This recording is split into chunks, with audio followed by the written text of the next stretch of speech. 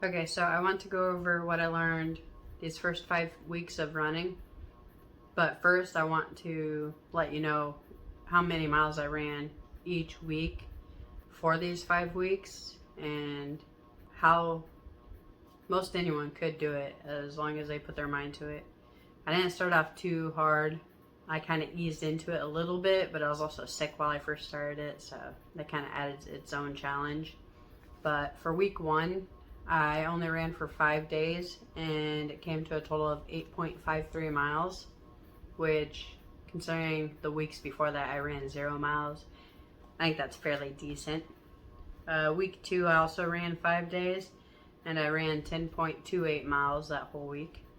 Week three, that's when I had gone to Montana and was in Montana and got really, I don't want to say sick, but man, everything was hitting me all at once. My allergies, the dry air, considering it's super humid here. It was 92% humidity here yesterday, so considering there it was like below 30%, if that. So, so week three, I only ran one day and I ran 1.45 miles. Week four, I ran 2 days, but I still did 5.17 miles, so a bit better. And that was the end of the week when I got back from Montana. And then week five, which was last week, I ran every single day and it came to 13.19 miles. So I tried to progress each week, even though there was 2 weeks in there where I didn't do much of anything. But as you can see, it didn't really hold me back too much. And so I was still able to increase how much longer I'm running each day. I'm not looking for a certain set amount of miles I do each week. I'm just trying to become a runner, essentially. Some of the things I learned in order to be able to increase my running so much from zero was I ended up watching a couple other YouTube videos that kind of showed me what I was doing wrong. Because when I first tried it and first started out, I almost died in the first 4 minutes.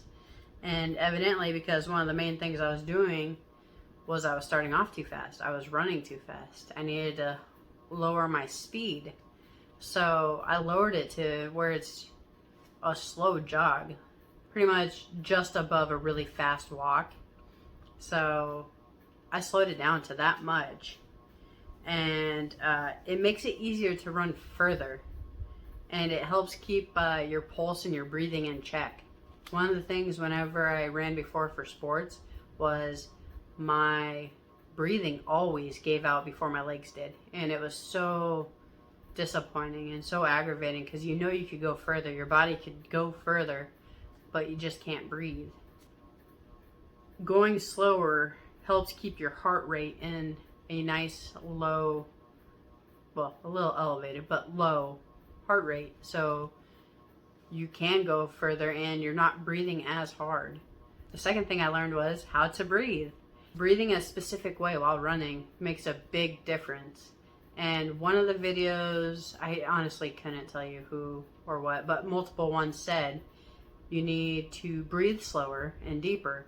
So over a handful of steps, like 3 to 5 steps, you breathe in slowly through your nose, and then over the next 3 to 5 steps, you breathe slowly out through your mouth. So basically like that. And you want to try to breathe into your abdomen and not your shoulders or chest. You don't want to be chest breathing, I guess you could call it. I don't know what it's called. But that's basically what you want to do. So running slower is good for your breathing and whatnot, but one thing I did find out is it's a lot harder on your quads. Like you feel it burn a lot more in your quads, at least for now. I'm assuming like anything else, my body will eventually adapt to it. So it is tough on the quads when running slower, but just think of it as a good leg workout. If you're finding it hard to even just start running, one thing I found easy to do is to keep it in mind that you're the only one that dictates how long and how far you go. I mean, it's literally only up to you. There's nobody telling you you have to go a certain distance or time. So I find that to be a lot easier, because if it ends up getting too hard, too tiring, or if I'm running outside and my quads are just killing me because of the hills, that I can decide when I stop. I'm the only one pushing myself. There's nobody else holding me accountable. Majority of the times, it's also only you holding yourself accountable. And if you don't do it, who else is going to? So, I mean, you can keep that all in mind, that it's really you controlling the whole thing. So, I found that to make it a little bit easier to keep pushing myself further and further. And one thing a lot of people say, when you start running, run with someone and it'll make it easier. And I agree, in a sense it kind of does, but it not only makes it a little easier sometimes, but it does make it more fun sometimes. But you gotta be careful who you choose to run with, because they might want to stop before you do, which can lead to you stopping early in your run too, earlier than you wanted to. For example, I ran with my nephews multiple times, and running with my 12-year-old nephew is great because he'll just keep going as long as I do. So as long as I'm running, he'll keep running. But my 6-year-old nephew and 9-year-old nephew, they kind of just keep asking when they can stop, or when we can stop.